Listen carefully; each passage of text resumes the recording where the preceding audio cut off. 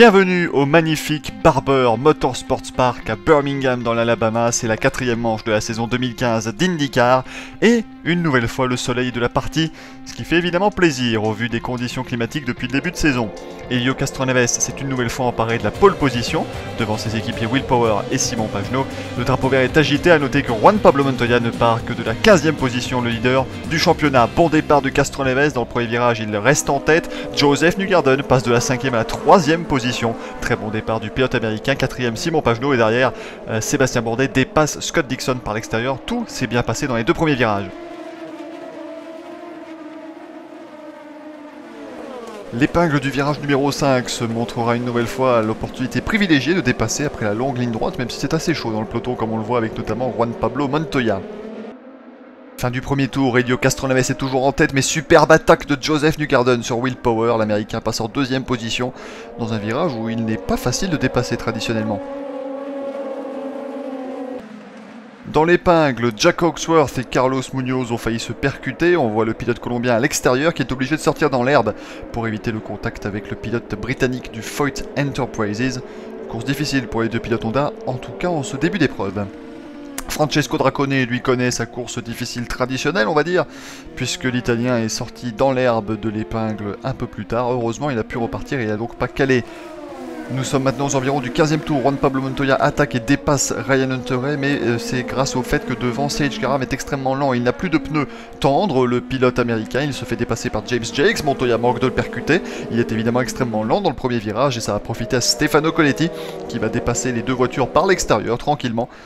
On a encore une belle bagarre ici avec les deux voitures de chez Foyt. On a également Munoz qui dépasse Karam, ou en tout cas tente de le dépasser par l'extérieur. Ça ne passera pas dans la triple chicane. En tout cas, l'Américain doit très vite rentrer au stand. On le voit, il glisse énormément.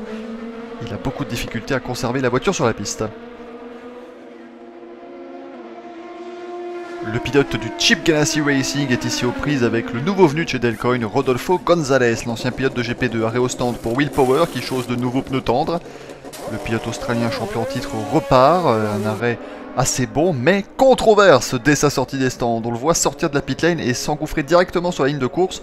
Malheureusement pour lui, Takuma Sato était déjà présent. Contact entre les deux pilotes. Will Power écopera d'un drive-thru pour contact évitable.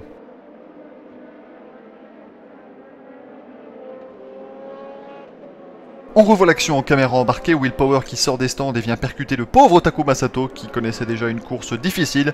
Il était en fond de peloton et maintenant il a en plus des dégâts à son aileron avant.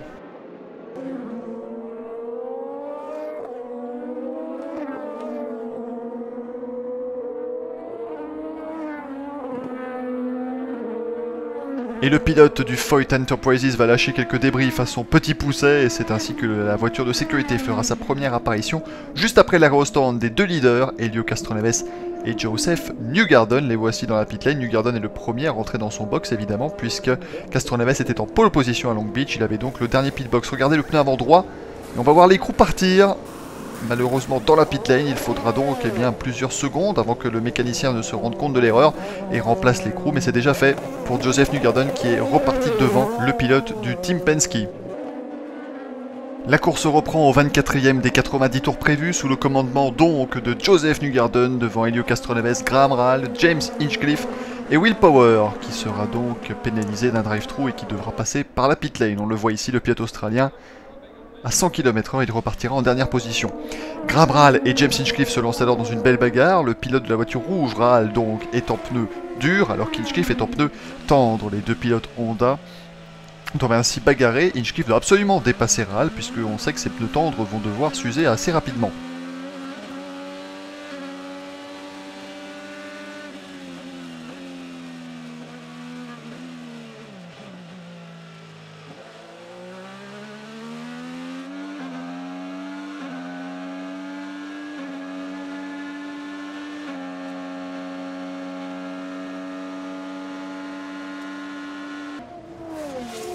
Devant, Newgarden tient bon devant Castroneves, mais on voit que Rahal et Hinchcliffe arrivent finalement à garder le rythme, ce qui est une petite surprise au compte tenu des difficultés de Honda avec leur kit aérodynamique. Stefano Colletti tente de dépasser James Jakes dans l'épingle, mais c'est le contact entre les deux pilotes. Le monégasque pourra repartir, mais le britannique sera stoppé sur la trajectoire et ce sera donc la deuxième intervention de la voiture de sécurité.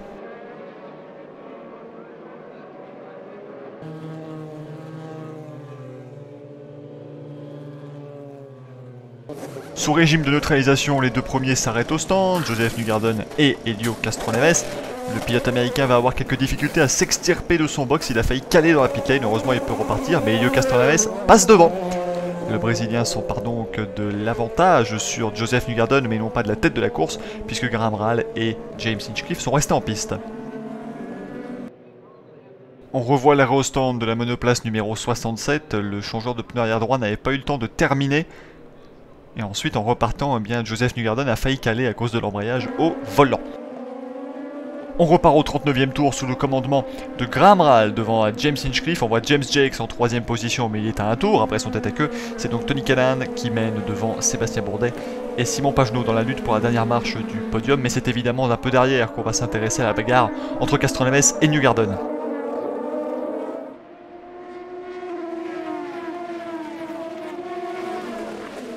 À l'épingle, Jack Hawksworth va attaquer Simon Pagenaud et le dépasser. Le pilote Honda dépasse donc le pilote Chevrolet. Luca Filippi en profite également avec la monoplace verte du CFH Racing. Et malheureusement pour Hawksworth, il est parti sur le vibreur et en fait il perd les deux positions ainsi qu'une place avec Charlie Kimball qui va tenter. C'est très juste entre les deux pilotes. On est en caméra marquée avec Kimball. Contact avec Juan Pablo Montoya. Il se touche une première fois, il se touche une deuxième fois.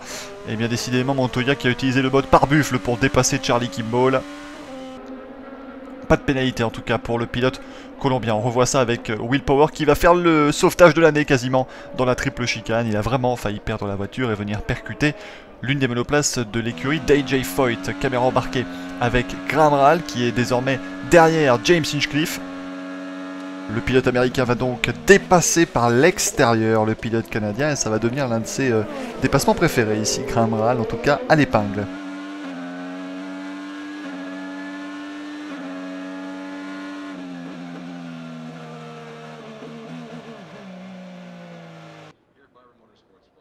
Et dans le peloton, on vous disait de garder un œil sur la bagarre Castroneves-Newgarden, et bien regardez la voiture noire de l'américain qui va doubler par l'intérieur Helio Castroneves dans l'avant-dernier virage, comme il l'a fait à Will Power plus tôt dans la course. Magnifique dépassement du pilote américain.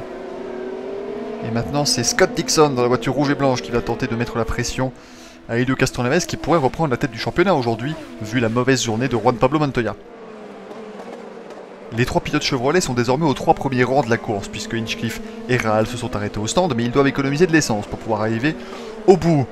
Dixon va enfin dépasser Castroneves pour la deuxième position, à savoir que le Néo-Zélandais n'a jamais remporté la victoire sur le Barber Motorsports Park, mais il reste sur 5 podiums consécutifs en 5 courses. Ici on est en caméra embarquée avec James Hinchcliffe à la lutte et à la grande lutte avec Rodolfo Gonzalez. On pensait à un moment que le pilote du Delcon Racing était à un tour, mais non, il est toujours dans le tour du leader, il fait une belle course, le pilote vénézuélien qui nous vient du GP2, c'est extrêmement juste en tout cas entre les deux. Oh, on manque de se percuter, très limite là. Hinchcliffe qui ne va pas pouvoir passer avant la triple chicane, il doit laisser le Vénézuélien partir devant. Et maintenant c'est Sébastien Bourdet qui va aller jouer un petit peu avec Rodolfo Gonzalez. Gonzalez qui pousse déjà Takuma Sato de la piste. Ah, il est fougueux le pilote vénézuélien, on le revoit ici, Gonzalez, Bourdet dans l'herbe, attention avec Hinchcliffe, Sato, on a également Pagenaud juste derrière, Ryan Hunter qui va tenter de dépasser C.H. Graham par l'extérieur dans le virage numéro 2, ils sont côte à côte, il sort un peu large, attention Hunter qui va peut-être être un peu poussé par C.H. Graham. Graham qui va se montrer tout aussi fougueux que Rodolfo Gonzalez en poussant quelque peu Jack Hawksworth pour le dépasser à l'épingle. Devant, le stress monte pour Joseph Newgarden, toujours en tête de l'épreuve. Il est en lice pour sa première victoire en IndyCar, lui qui était très proche de s'imposer en 2014 sur le Mid-Ohio Sports Car Course, avant un problème au stand lors des derniers tours. Et on le voit, il attaque, le pilote de la numéro 67 avec ce magnifique replay et ralenti dans la triple chicane. Il est donc désormais en tête devant Scott Dixon. Il reste moins de 20 tours à parcourir, c'est le début du Graham Rahal show, puisque le pilote américain, comme je vous l'ai dit, est rentré au stand plus tard que tout le monde, il est maintenant en pneu tendre, il a suffisamment d'essence pour terminer, et ça va être à fond pour Rahal, qui va attaquer ici Will Power avant la triple chicane, ils vont être côte à côte, et ça va normalement passer, voilà, donc maintenant Graham Rahal est en 5ème position.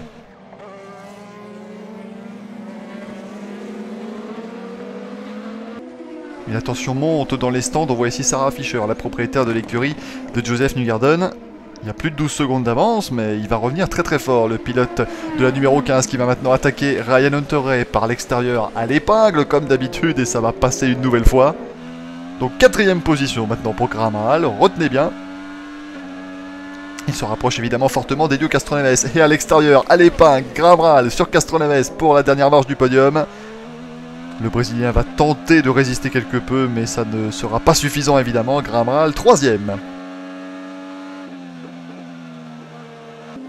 Et dans les tribunes, le papa applaudit.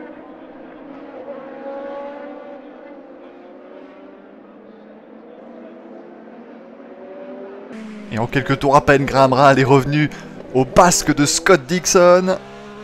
Et il passe ici à l'intérieur. Ils vont être côte à côte à l'intérieur de la montée. Mais vous savez donc où il va se situer pour le freinage de l'épingle évidemment. Mais il est un peu loin cette fois-ci. Quoique c'est parti. Graham Rahal à l'extérieur sur Scott Dixon. Non, ça ne passera pas. Il va tenter de le croiser ici. Ah, ça risque d'être un peu plus compliqué de dépasser le néo-zélandais et ça pourrait lui faire perdre la victoire à Graham Rahal qui va attaquer à la sortie de la triple chicane. Et bien ça c'est quelque chose de rarement vu aujourd'hui mais c'est passé pour Graham Rahal. Et bien maintenant il ne reste qu'une cible et il s'appelle Joseph Newgarden. Il a maintenant environ 5 secondes d'avance, ça va être compliqué et ça va être plutôt impossible pour Graham Rahal. Sortie du dernier virage, drapeau blanc et drapeau à damier pour Joseph Newgarden qui s'impose pour la première fois de sa carrière en IndyCar. Victoire du CFH Racing au Barber Motorsports Park. Graham Rahal termine 2e devant Scott Dixon. 6e podium consécutif donc pour le néo-zélandais. Et quelle course ils nous auront offert les deux Américains. Vous connaissez maintenant le fonctionnement, je vous propose donc d'écouter les 3 premiers de l'épreuve. Quelle journée, quelle journée! Je suis juste content qu'elle soit terminée, hein. J'ai voulu gagner avec cette équipe, ils le méritent tellement chez CFH Racing. Nous avons fait tout ce qu'il fallait pour gagner une course, ils ont fait le travail dont j'avais besoin. La voiture était fantastique, comme la stratégie, les arrêts au stand, les sponsors, les propriétaires, enfin, tout était absolument super. Tout est là avec les ingénieurs, les mécaniciens, il fallait vraiment qu'on gagne enfin, et je suis vraiment très content, mais je veux que ça arrive à nouveau, forcément. Je suis reconnaissant de cette première victoire, mais je vais en récolter beaucoup d'autres. C'est un bon sentiment, je suis très fier de toute l'équipe qui a vraiment fait de l'excellent travail. J'ai senti toute l'année que l'équipe avait énormément de potentiel, mais qu'on n'arrivait pas à saisir toutes les opportunités qui se présentaient. Parfois de notre faute, parfois non. Au Nola, c'était de la chance, on a eu une pénalité à Saint-Pétersbourg, mais je sens qu'on prend notre envol ici. Je me suis senti très bien dans la voiture, j'espérais pouvoir gagner, car je pense qu'on avait une voiture qui en était capable. Les pneus ont joué un rôle très important aujourd'hui, surtout sur ma voiture, j'avais du mal, je brûlais les pneus avant et arrière très vite. Et sur le dernier relais, ensuite, j'ai essayé de maintenir un rythme qui aurait dû m'emmener facilement jusqu'à l'arrivée. Mais ensuite, l'écurie m'a dit que Rahal arrivait assez vite, donc j'ai essayé de pousser un peu plus, et le pneu avant gauche était complètement détruit. Je ne pouvais plus tourner la voiture. Alors un demi-tour de plus m'aurait suffi sur ces pneus, mais je remercie l'équipe, car c'est vraiment grâce à elle qu'on s'est sorti du trou dans lequel nous étions, car la voiture était vraiment pas bonne au début.